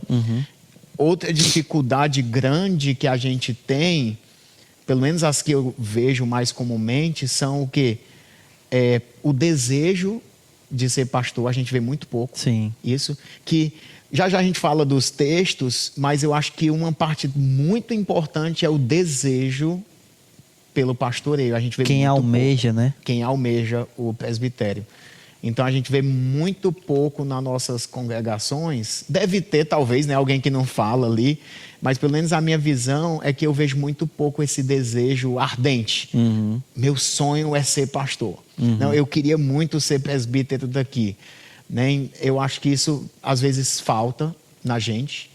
E também dificuldades com os textos. Né? A gente tem algumas dificuldades ali de entendimento naqueles textos. Por quê? Porque, no geral, a gente quer aqueles textos de 1 Timóteo e de Tito como um checklist. Como um, vou marcar aqui. E é tão difícil falar disso porque, às vezes, parece que a gente quer relativizar a Bíblia. Sim. E não é o fato de querer relativizar a Bíblia. É que a gente precisa entender ela da forma que ela queria ser compreendida. Até porque em algumas conversas que a gente já teve, e até estudos, a gente percebe que o quê? Que igrejas tinham presbíteros em 3 anos. A gente tem igreja com 30 que não tem presbítero. E isso deveria mostrar para a gente o quê? Que a gente deveria abrir nossos olhos. Porque os apóstolos esperavam que houvessem presbíteros na igreja. Quando você vê Paulo, ele sai de Éfeso e ele constitui os presbíteros. Quando você vê Tiago escrevendo, ele está escrevendo esperando que as igrejas tenham presbíteros. Tiago 5, ele vai dizer, está alguém doente? Chame quem? Os presbíteros. Quando Pedro vai escrever, ele diz o quê? Vocês que são presbíteros como eu. Sim. Então, é esperado que de uma igreja tenha presbíteros. Então, só que a gente meio que tem o pastor como uma promoção. Então, até porque eu penso muito nisso, porque a gente pensa o pastor como uma promoção, e é por isso que a gente tem tanta dificuldade com aqueles textos. Porque parece que assim, calma, você só pode ser promovido se você passar pelo checklist. Sim. E eu falo isso, por quê? Porque a gente não tem o mesmo rigor com um diácono. E por diácono, eu estou falando aqui, qualquer pessoa que esteja servindo num ministério. Porque qual foi o primeiro ministério levantado dentro de uma igreja? Benevolência. Benevolência foi o primeiro ministério ali sendo levantado pelos os homens. E qual era o critério deles? Era um critério alto. Homens, né, que tenham muito amor por Deus, que sejam de boa fama. Então você tem um critério ali para o diaconato que é alto, mas a gente não tem esse rigor. A gente ignora ali. Não estou dizendo que o ministério ele precisa ser ali controlado, mas a gente percebe que o nosso rigor ele é muito baixo para o ministério e ele é altíssimo para o presbitério. A gente tem 2 tipos, por assim dizer, de presbíteros nas nossas congregações, né? Como assim 2 tipos de presbítero? O presbítero que ele é pago pela igreja, e o presbítero que ele tem o seu trabalho, mas ele foi constituído presbítero, né? E o que eu tenho percebido é que esse presbítero que é pago, esse ainda é algo ainda pior. Ainda é pior. De você constituir. Ainda é pior. Porque a pessoa ela não quer sair do emprego dela para ela entrar ali na igreja e servir ela e ser cobrado muito mais do que o que ela pode entregar, muito mais do que o que é esperado dela, muito mais, e ainda levar todo tipo de nome e ainda ficar ali no radar de ter o tempo todo alguém olhando como é que você está no seu checklist. Sim. Marido de uma só mulher, eu tô de olho em você, hein? Como é que estão seus filhos? Como é que estão seus rapazes? Se sair algum, se der problema, eu vou cortar você da lista do ministério, do pastoreio. Quando eu fui trabalhar com a igreja na colônia. E é uma coisa que aqui é um conselho até para quem é presbítero que vai trabalhar com a igreja, né? Eu entrevistado é tu, mas eu vou... Não, vai. É que é muito importante você fazer duas coisas. A primeira é saber o que a igreja espera que você faça. Sim. E a outra é você dizer para a igreja o que você pode fazer. Porque aí você já entra numa coisa de a igreja sabe o que quer e você está dizendo o que você pode dar. Se ela aceitar o que você pode dar, ela não vai poder te cobrar de uma coisa que você disse que não podia fazer. E também você vai saber se você vai conseguir atingir a expectativa da congregação. Sim. Porque você sabe o que ela está pedindo. Você sabe o que ela está precisando. Então isso é muito importante. E aí, obviamente, eu estou falando de presbíteros que vão trabalhar para a igreja, né? Sim, pagos, né? Que são pagos. Não aqueles outros irmãos que são constituídos também presbíteros, mas aqueles que são pagos. Então quando eu fui para a colônia, eu fiz um projeto, apresentei, dizendo, olha, é isso que eu posso oferecer. E na época eles, não, tudo bem, a gente aceita e a gente quer. E aí a gente está trabalhando lá até hoje. Eu acho que já, não sei quanto tempo aí, eu acho que mais de 5 anos, mais ou menos. Mas a gente está falando de igrejas que conseguem, né, dar esse passo de constituir o presbítero, porque algumas outras, elas estão ainda muito presas ali, né, nas listas, e elas não conseguem, e até entram em alguns pontos que fica complicado, né, a forma de contar as esposas, né, que tipo assim, se a pessoa, ela tiver tido se ela for viúva, por exemplo, ela está na segunda esposa, então já não pode mais ser pastor, porque ele precisa ser marido de uma só mulher. Então fica uma complicação tão grande que surge até as piadas de que nem Jesus seria um presbítero. Porque ele não era casado e não tinha filho, né? Então é verdade. A gente entra muito nesse lado de como é que a gente não relativiza, porque se a gente relativizar esses pontos, a gente vai estar correndo um risco muito grande de o quê? A gente cair no erro de eleger pastores que não deveriam estar lá. Sim. Mas como é que a gente entende esses pontos? O que o apóstolo Paulo queria dizer com o caráter do homem que está lá, para a gente escolher presbíteros. E a gente precisa entender que a gente, como igreja, tem que ter presbítero. Sim. Se a gente não tem agora, tem que ser o plano da igreja de isso. ter. E, por favor, não faça um plano de 100 anos, não, que é tanta gente, né? É um plano que você consiga ter, porque é necessário para a igreja. Com certeza. A gente está falando sobre presbíteros, né? Sobre líderes na igreja, e é muito importante, porque assim, a gente tem um lado, eu até estava falando sobre isso esses dias, estava falando até com o Ivan sobre isso. A gente tem um lado muito leigo. Sim. Eu falo igreja de Cristo, que qualquer irmão pode ir lá, abrir a palavra, pregar e tudo mais. Que por um lado é bom. Sim, é ótimo. Porém, por outro lado, não é tão bom assim.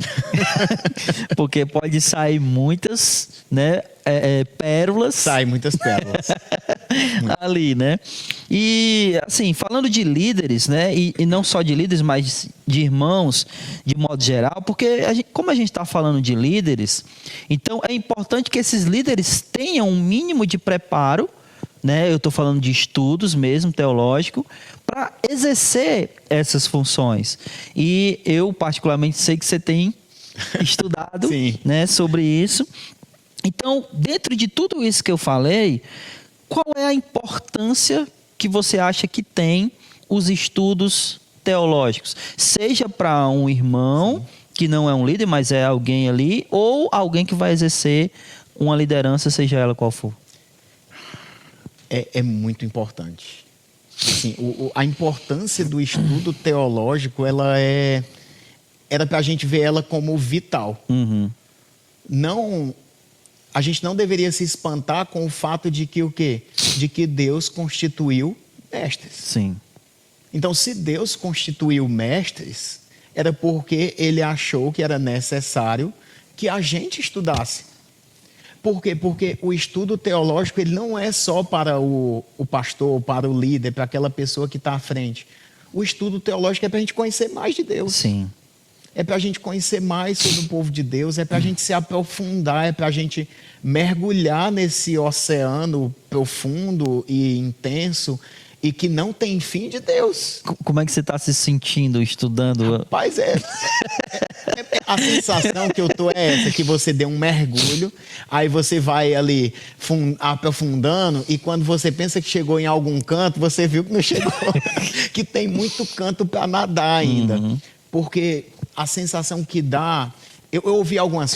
por muito tempo eu hesitei em não ter um estudo, né, de teologia. Por quê? Porque eu tinha o medo de ficar da soberba ou as pessoas falam o quê? De perder a fé. Sim. Quando você começa a estudar, você diz... Meu Deus, o que foi que houve que a pessoa perdeu a fé estudando isso aqui? O Jonas Madureira, ele tem... Eu não lembro exatamente, vou tentar parafrasear ele aqui, né? Que ele diz mais ou menos que se a pessoa perde a fé porque está estudando teologia, ele está estudando errado. Ele está estudando errado, porque... Ou se o cara se torna soberbo, né? Porque... Ele também não está estudando errado. Está estudando errado, porque quanto mais você conhece sobre Deus, você conhece sobre si mesmo. Você vai cair no nível, você vai... Então, isso é muito bom, porque você vai se conhecendo ali, você vai dizendo, eu não sei nada, eu achei que eu sabia alguma coisa, eu não sei nada, e toda vez que você vai estudando, você diz, eu achei que eu sabia alguma coisa, eu não sei nada. Então, esse é um exercício muito bom para a gente. E esse conhecimento, ele é protetor, ele protege a gente, e ele dá uma coisa, Anderson, que é o quê? A sensação de você estar conhecendo o Deus da Bíblia. Porque isso acontece na teologia e talvez seja esse ponto que as pessoas dizem que eu perdi a minha fé ou que eu enfraqueci a minha fé. Por quê? Porque quando você entra para estudar teologia, o que acontece é que o quê? Dependendo do caminho que você foi, né, que vai ter muitas variantes ali, mas, num geral, você vai conhecer o Deus da Bíblia. E, às vezes, o Deus da Bíblia é diferente do Deus que você tinha. Né? Diferente do Deus que você fez na sua cabeça, que tinha no seu coração. Então, vai ter uma desconstrução ali. Diferente do bezerro de ouro que a gente construiu no coração. É muito diferente. É muito diferente. Então, você vai lendo ali e tem alguns assuntos que eles são assim... que você precisa ler e às vezes é engolir, porque está lá na Bíblia, está muito claro, não dá para entortar o assunto. E isso lhe ajuda também na forma que você vai compreender aquilo que você está lendo. Porque a teologia, por assim dizer, que é esse estudo mais acadêmico, ele vai lhe abrir os seus olhos a como ler a Bíblia. Sim. Entendendo que o quê? A Bíblia foi escrita em línguas diferentes. Então, o autor ali no meu curso de teologia sistemática, ele já vem dizendo assim, é muito bom você entender as escrituras. Então, para você entender as escrituras, tem uma tradução das escrituras, aí você percebe. Então, a Bíblia, né, que eu tenho é só uma tradução, né? Eu não estou com a Bíblia mesmo em mãos, né? Eu estou com a tradução dela. Então, você vai tendo essa ideia de... Se isso é uma tradução, eu até estava comentando contigo, eu como uma pessoa que você fala duas línguas, você consegue saber o quê? Toda tradução, você tem escolhas. Sim. Então, uma tradução NVI, ela fez escolhas. Uma NAA, ela fez escolhas. Então, quando você vai se aprofundando ali, você vai vendo que o quê? Que você consegue entender as escolhas que foram feitas. E aí você consegue entender o quê? Era isso talvez que o autor queria falar para mim. Era isso talvez, era por esse problema que essa igreja estava passando. E aí a palavra, ela se aplica melhor à sua vida. Por exemplo, o que estava acontecendo em Colossos. Por que em Filipenses ele estava falando de cruz? Né? A gente começa a abrir os nossos olhos para essas coisas e dizer o quê? O que é que a cruz significava para os filipenses? Porque ali ele estava falando uma coisa absurda. Paulo, ele estava tendo coragem de falar um absurdo para cidadãos romanos, porque cidadão romano não era crucificado. E agora ele está falando de cruz para a gente. Então, quando a gente começa a perceber essa profundidade da coisa, você vai percebendo que tem um mar aqui para eu descobrir. Tem um mar. E você começa a o quê? a se engajar na palavra de um jeito que é diferente. Dizer o quê? Eu tenho aqui muita satisfação. Por quê? Porque você tem muito a buscar e entender de Deus. A gente estava falando sobre o amor à palavra, né? Talvez falte isso, né? Falte esse estudo mais aprofundado que vai trazer esse amor à palavra. Você citou o conhecimento como um oceano, né? E às vezes a gente não quer mergulhar, só quer molhar o pé, né? Só quer molhar o pé. E às vezes a gente não entende de o quê? Por que na nossa época ela é diferente dos apóstolos? Por que na nossa época ela é diferente da época ali dos mártires? Será que não é porque a gente está só molhando o dedo e querendo aquilo? A gente está molhando o dedo e saindo para trabalhar? Sim. Né? A gente está dedicando toda a nossa vida a esse materialismo, acreditando que o mundo é isso mesmo, que a gente tem que resolver os problemas do mundo, que a gente tem que... eu entendi isso aí, mas eu preciso trabalhar. Eu entendi isso aí, mas eu tenho que comprar isso, eu tenho que ter aquilo, eu ainda tenho que ter meu plano de saúde. Mais uma vez, coisas boas, mas são coisas que a gente precisa mergulhar nesse oceano. Uma vez que a gente mergulha, a gente se afoga, a gente sobe e desce de novo, mas é importantíssimo. É muito bom, né, estudar a Escritura, né? É muito bom. E esse assunto da teologia sistemática, ele é algo que a igreja deveria estudar. Deveria. Né, de maneira geral, né? A gente vai começar a ler junto, né? Sim. Introdução à exegese, né? Exegese. E aí você vai ver, se você estava achando que era complicado, teologia sistemática, espera só tu começar a ler exegese. Mas ainda falando sobre isso, né? Porque se a gente fala de exegese, a gente está falando de interpretação bíblica. E, obviamente, não tem como pregar a Escritura sem interpretar a Escritura. Então, dentro disso, quais são os principais ou o principal desafio de se pregar para a igreja? Eu falo para a igreja, eu não estou nem falando evangelizar, a gente até falou sobre isso, mas pregar para a igreja hoje, qual é o desafio ou os desafios que a gente tem? São muitos, mas eu queria que... São 2 desafios que eu vejo maior. O primeiro desafio, que é o maior desafio do pregador, é pregar a palavra. Que é o que Paulo vai dizer para Timóteo. Ele conjura, né? Chama testemunhas, né? Para ficar ali contra ele, para ouvir o que ele vai dizer para Timóteo, que é o quê? Prega a palavra. Sim. Isso é muito difícil. Deixa só eu fazer um adendo aqui sobre esse texto, porque nesse texto ele diz, prega a palavra, quer em tempo, quer fora de tempo, né? E aí, às vezes, a gente interpreta esse versículo tão mal, como se Paulo estivesse dizendo que Timóteo tinha que ser chato. Não é. E o que Paulo está dizendo é, prega, mesmo que as condições sejam favoráveis ou não. Favoráveis. Não é para ser chato, não. Mesmo chato. que a época te favoreça ou não favoreça. Né? É disso que Paulo está falando, mas continua. Não, mas isso aí é justamente o ponto de pregar a palavra. Por quê?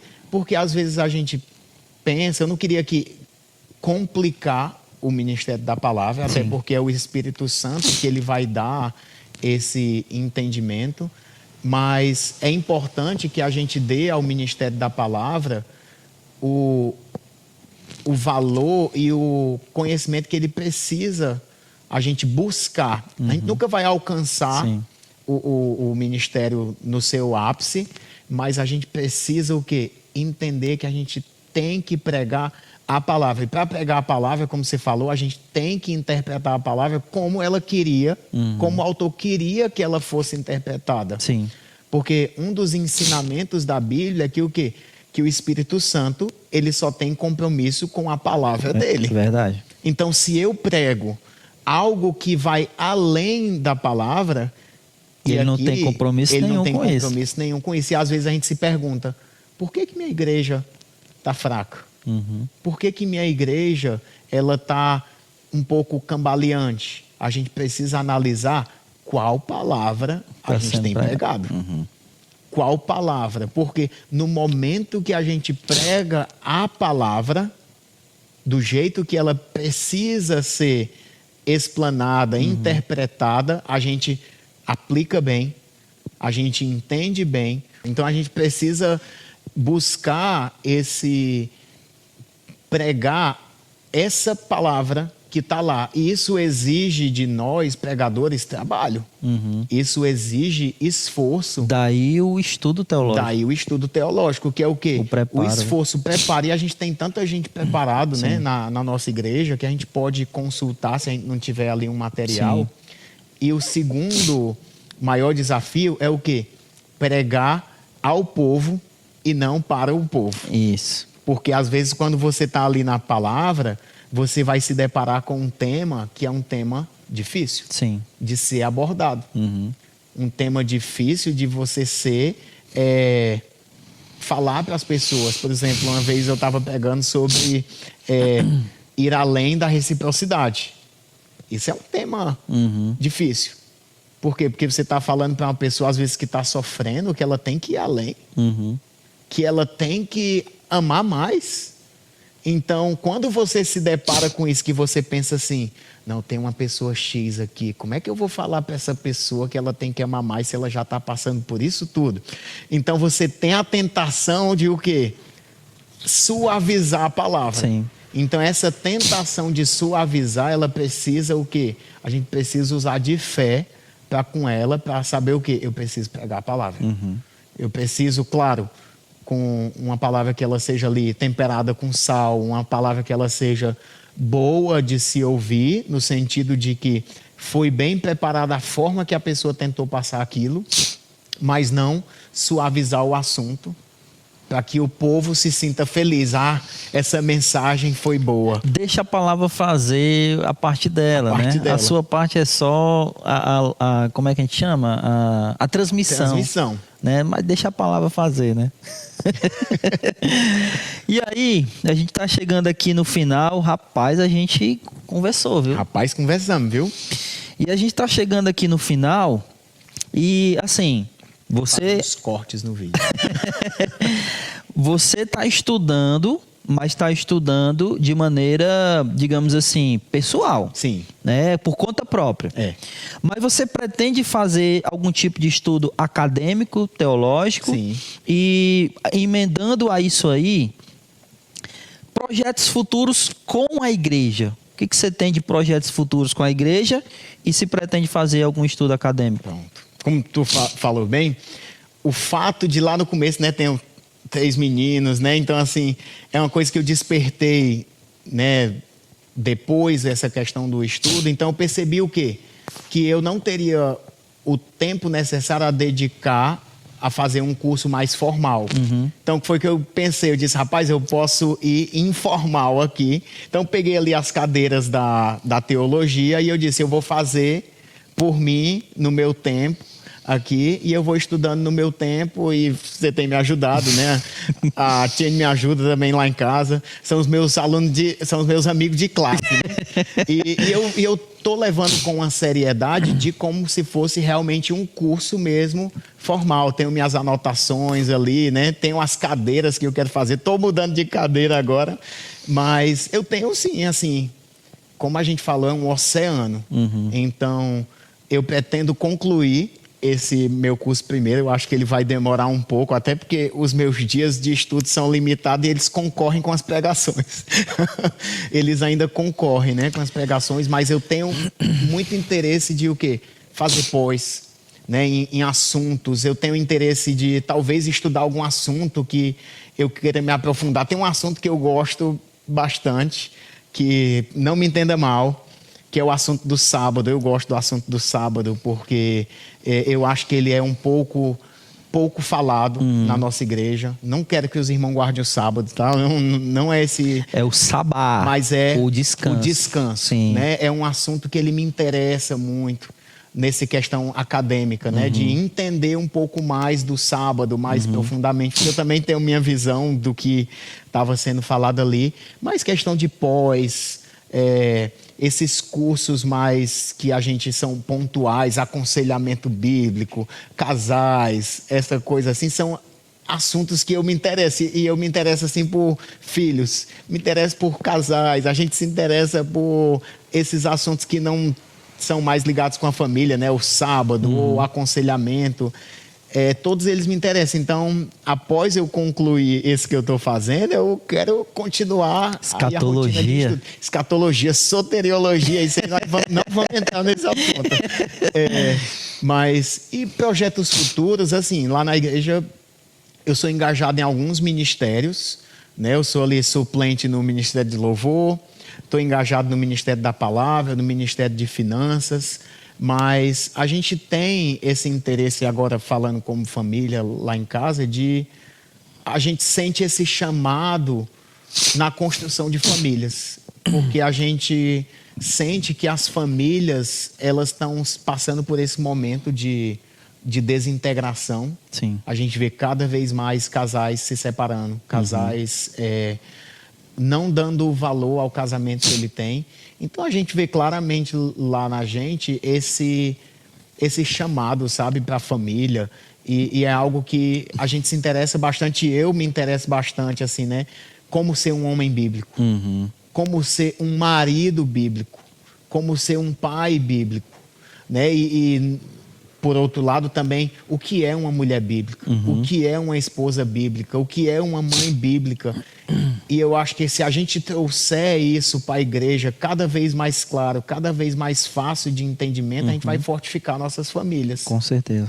Então, a gente tem esse plano de continuar investindo nisso, aconselhamento de noivos, né? A gente tem trabalhado com aconselhamento de casais, né? Os que chegam a gente não é o experiente. Já fazendo aqui um jabá, né? A gente vai ter o curso de aconselhamento bíblico, de aconselhamento bíblico. Dia 30 vai ter o seminário para explicar como é que vai funcionar. E aí, quem quiser participar também pode participar. Dia 30 de agosto, último sábado, teremos esse seminário de aconselhamento bíblico e a gente vai ter um curso de 3 meses que você também, assim como a Tiene, estão convidados a participar. Bem, obrigado. Viu? Vocês são pessoas que outras pessoas procuram, né, para se aconselhar, e é importante a gente ter um preparo para isso, né? Por fim, chegamos ao final. Rapaz, chegamos, mas fala mais que como é que o povo diz, que o cobra. E aí, Pinha, você vai só deixar aí uma mensagem para os irmãos. Se quiser olhar para a câmera, se quiser olhar para mim, pode ficar à vontade. Certo. Vou olhar ali para a câmera, né? Você fica com medo dela. Mas se você chegou até aqui, no final desse vídeo, não sei quanto tempo vai dar esse vídeo, mas eu queria dizer para você uma mensagem de fortalecimento. Que você se fortaleça no Senhor. Que a gente possa cada dia mais acreditar na palavra de Deus, de que esse mundo não tem nada a oferecer para a gente.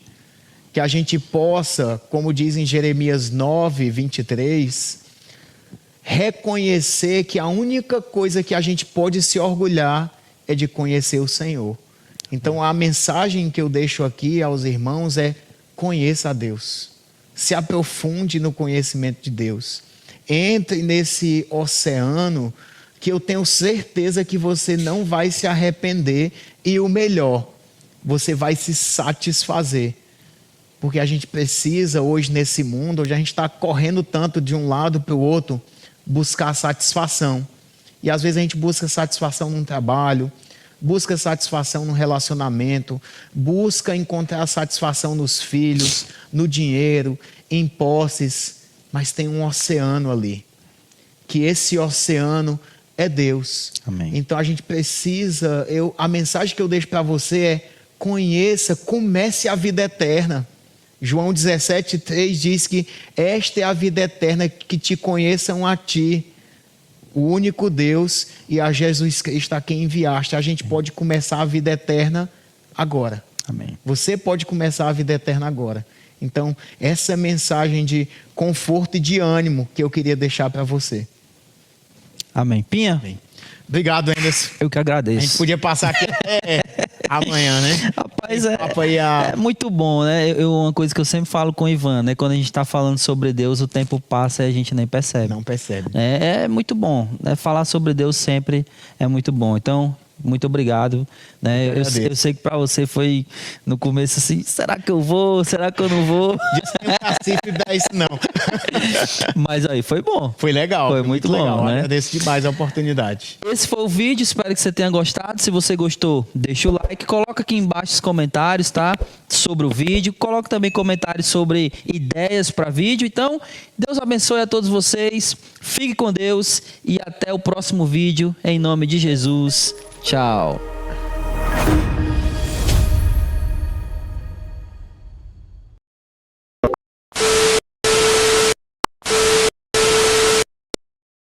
Mas deixa eu logo ir no banheiro aqui, porque...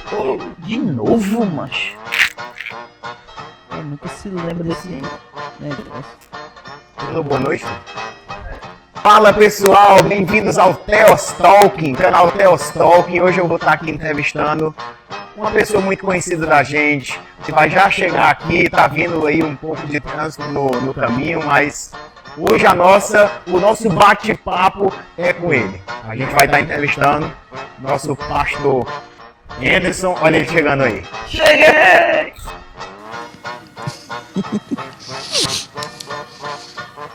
Caramba, quase 2 horas, mano.